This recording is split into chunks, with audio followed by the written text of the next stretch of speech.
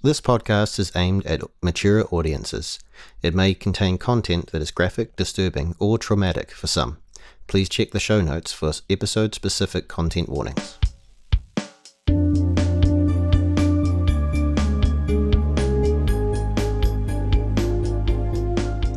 Welcome to Season 1, Episode 1 of Emerging Aotearoa.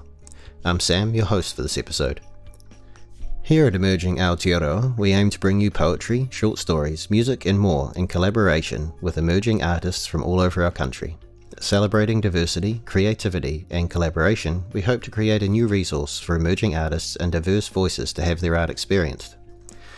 If you want to be involved, we'll have the details for you after the credits at the end of the show.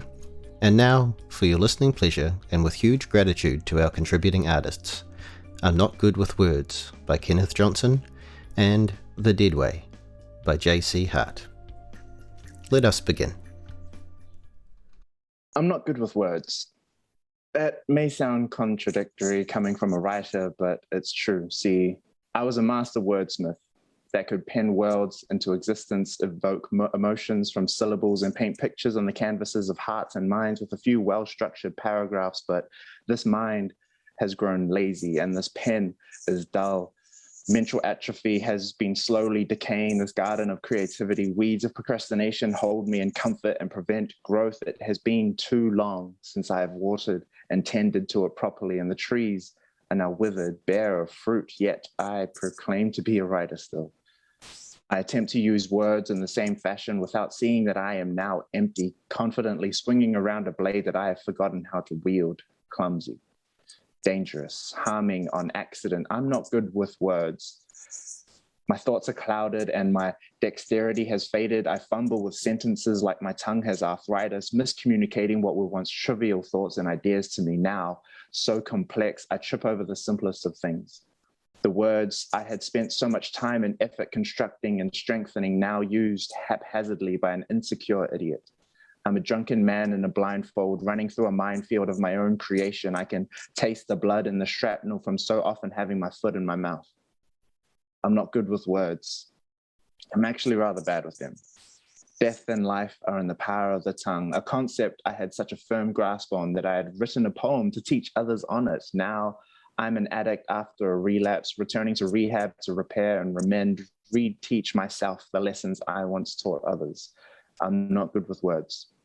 My trigger finger, unable to tell friend from foe. I can't seem to control this machine gun as it fires off and pierces those that come near me with no rhyme or reason. My time is now spent trying to ensure these bullets don't escape my grasp, but these hands are fickle, and more than I'd like have slipped through, piercing those I love.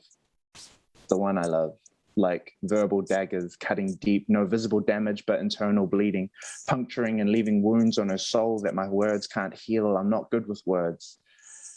And I try to be better, but I have stumbled far away from where I once was, trapped in a cage of my own creation, caught in a coffin of carnage, scratching at splinters, wishing to be free, yet terrified of what that would mean when freedom sounds far too reckless for someone with such deadly words as mine. See, I'm not good with words, but I used to be.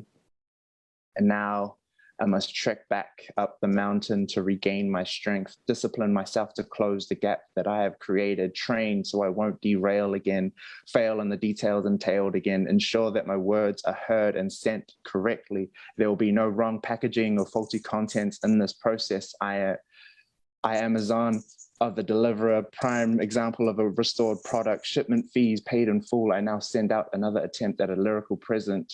I'm not good with words, but I hope these reach you.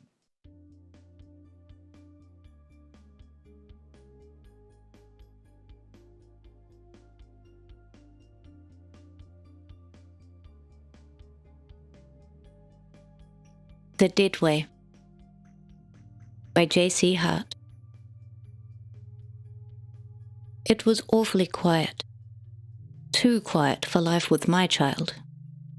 I padded down the hallway and poked my head into Sadie's room to find her staring out the window.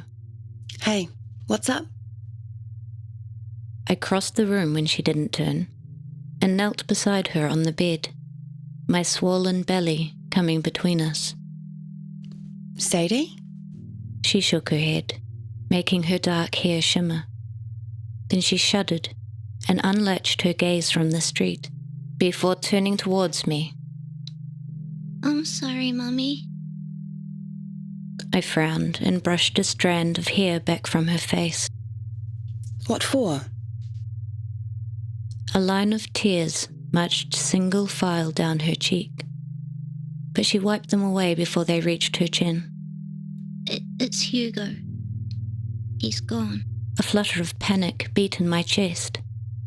Hugo had been my closest companion since before I met Sadie's dad, before she had been born. The dog was getting old now, but still. What do you mean, he's gone? He got out the gate. He went down the dead way, and he's not coming back. Sadie bit her lip and gave another little shudder. I sighed in relief. It's a dead end, sweetie, because it doesn't go anywhere. Remember? But it does go somewhere. The depth of her eyes spoke of things I was unable to grasp. I shook off the finger of fear that was tracing my spine and stood. Daddy's going to be home soon, and then I'm going to go and look for him. He won't have gone far. No, Mummy. No, you can't. Mummy. She sprang from the bed and latched onto my legs, her head buried in my side. I won't be gone long. I'll take his treats, and he'll come back. Don't worry. You can't go down the dead way, Mummy. They want you to. At least, that's what I thought she said. I tried to prise her off, but she was doing a perfect impression of a limpet. The door slammed downstairs, and I sighed, tugging her up my body until she was nestled against my shoulder, her leg hooked over the curve of my bump. Come on, Daddy's home. I headed to the stairs, but when we got to the top, Sadie grasped my head in her hands and forced me to stop. You can't go down the dead way. I have to find Hugo, honey. I shook my head, trying to be patient. I keep telling you, there's nothing scary about a dead end. I'll stop you, Mummy. She kissed my cheek, her eyelashes tickling my forehead as she did, before slipping down. Sorry. She looked at me one more time, eyes as dark as her hair. And then she jumped. Sadie! The scream tore from my lungs, and I charged down the stairs, trying to stop her tumble. She was always just out of reach, a million miles away. She hit the landing, and I swallowed back the bile in my throat at the sight. Eyes closed, bruises blooming on her body, arm bent awkwardly. Nathan! Nathan, quick! Get an ambulance! He entered the hall, his face blanching. What? Oh my! He grabbed the phone and hit speed dial, pacing frantically, his footfalls echoing the patter of my heart. Sadie, can you hear me? Honey, Mummy's here. I touched her neck, leaned down to feel the tickle of her breath on my cheek. She's breathing, Nathan, but tell him to hurry. I wanted to pull her into my arms, but I couldn't move her for fear of making it worse. My tears splashed on her forehead, but still she didn't stir. Come on, come on. Later, after we were all home, I lay on the couch against Nathan's chest, a glass of wine in my hand. Twin sorrows ate at me. The missing dog, and the child who was so desperate to stop me from looking for that dog that she would throw herself down the stairs. Something's wrong with her. You have to admit it now. She's always been a little quirky, but this, I don't even... I closed my eyes, but the image of her face, her eyes before she jumped, was there, burned into my brain. It's the baby. She's already jealous. Are you sure she didn't just trip? I mean, it could have been an accident. I pushed myself up and glared at him, the warmth of his chest no longer comforting. You weren't there. I saw the look on her face, Nathan. She apologized before she jumped. She's only 6, Megan. He shrugged, not willing to admit there could be a problem. I shook my head, trying not to feel disgusted with him. I'm going to find Hugo. Keep an eye on her. I need some fresh air. I grabbed my coat and the dog lead before heading out the door. I didn't want to see her right now.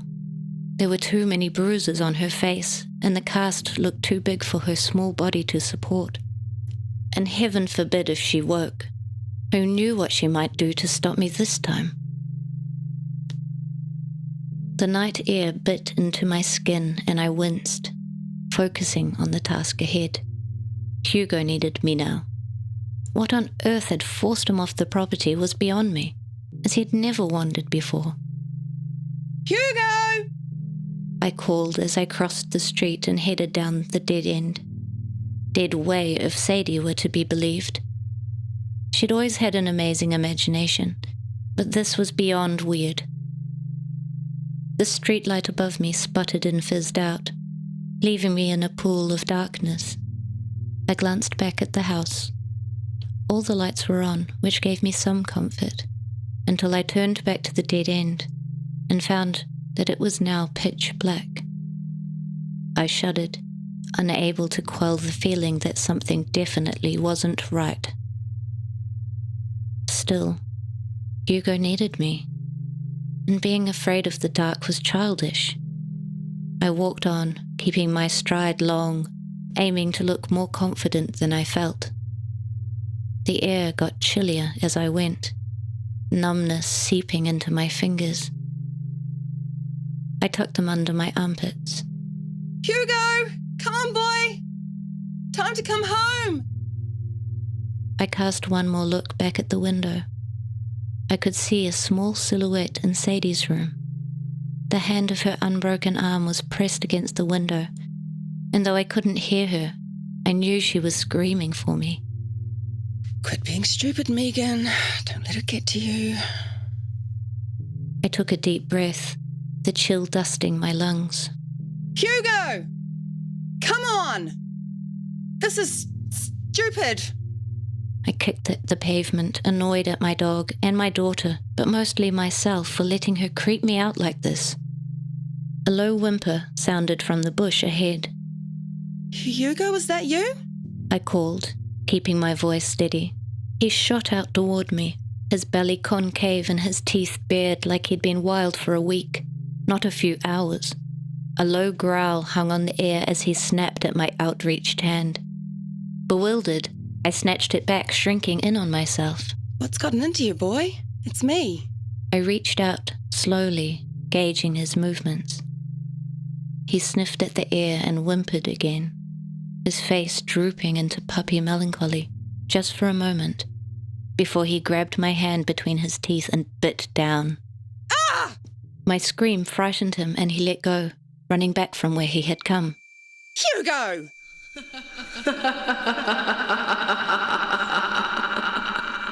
Was that just in my head? I couldn't tell. I glanced back, but I couldn't see the house. In fact, not a single light shone. It was as though the entire street, the whole city had disappeared. Looking for something. This time, I knew it was definitely inside my head.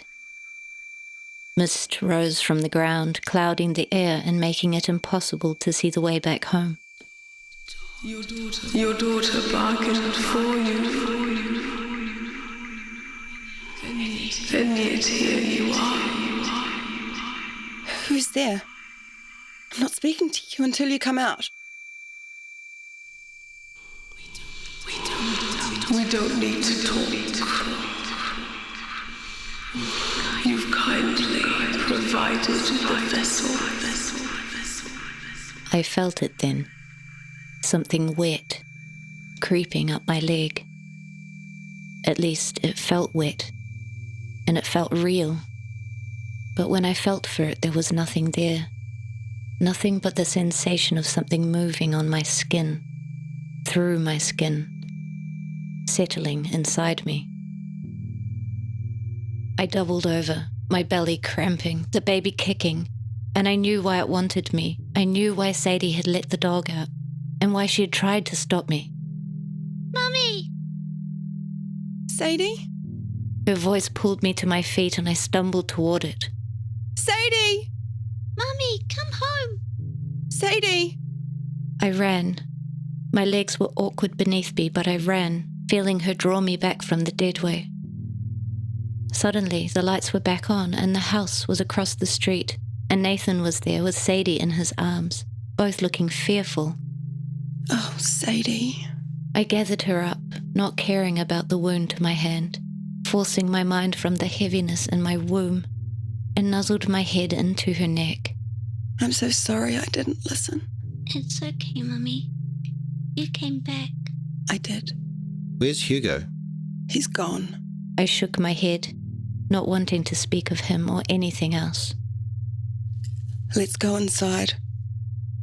Nathan nodded and headed across the road to the house. I looked back at the deadway and shivered. Sadie pulled my face to hers and kissed me on the cheek. You brought a bad thing back. I know, honey. I bit my lip, trying not to cry. We're going to have to kill it. I know.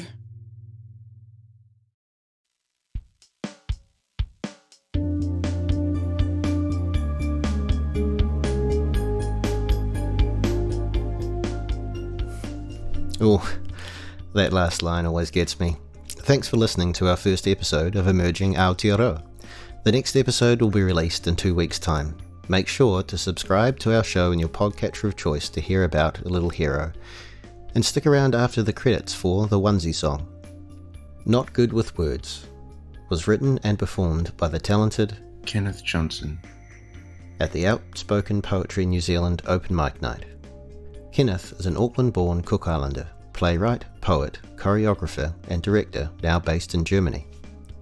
Co-leader of the Outspoken Collective, a group of poets based in Auckland, Kenneth enjoys bringing stories to life through many creative formats and avenues, thoroughly enjoying the creation process and development of ideas, though he prefers to remain behind the scenes to empower others rather than being in the spotlight himself. You can follow Kenneth on Instagram at eloquencebard.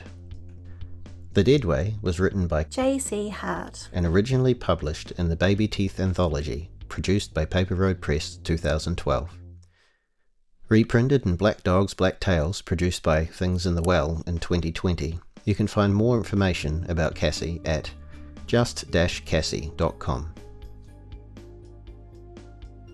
Narration and Sadie voiced by Kaniki Blake, Megan was voiced by Julie Barr, Nathan by me, and the voice in the alley by Raupuna Waiariki Griffiths. Emerging Aotearoa is a collaborative creatives Aotearoa production. All work is licensed under a Creative Commons International Non-Derivative 4.0 Share-alike license. Please share it, but don't modify it or sell it. If you would like to collaborate with us or submit your poetry, short stories or music, please contact us by emailing emergingaotearoa@gmail.com. We are now taking submissions for Season 2, launching early 2022, the theme being Perspectives. You can also contact us through our Facebook page, Emerging Aotearoa, or Instagram at Emerging Aotearoa Pod, and Twitter, Emerging Aotea.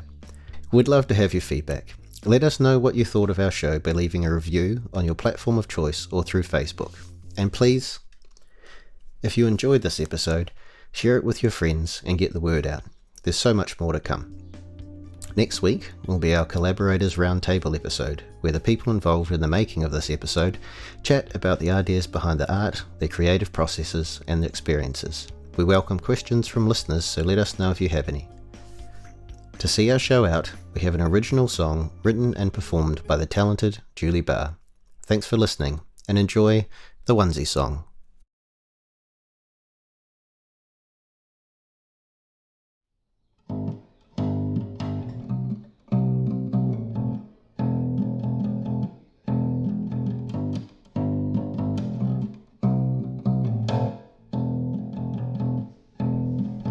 I wanna wait for a onesie, 'cause you feel so good, feel so good.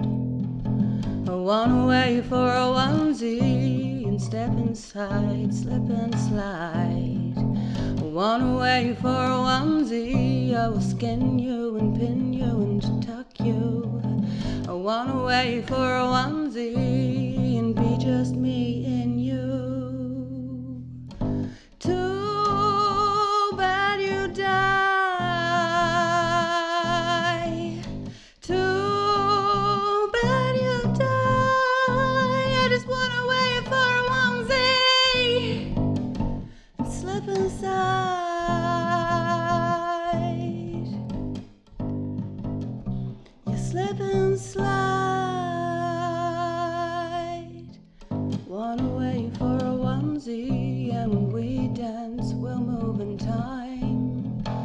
One way for a onesie, with your feet safely over mine.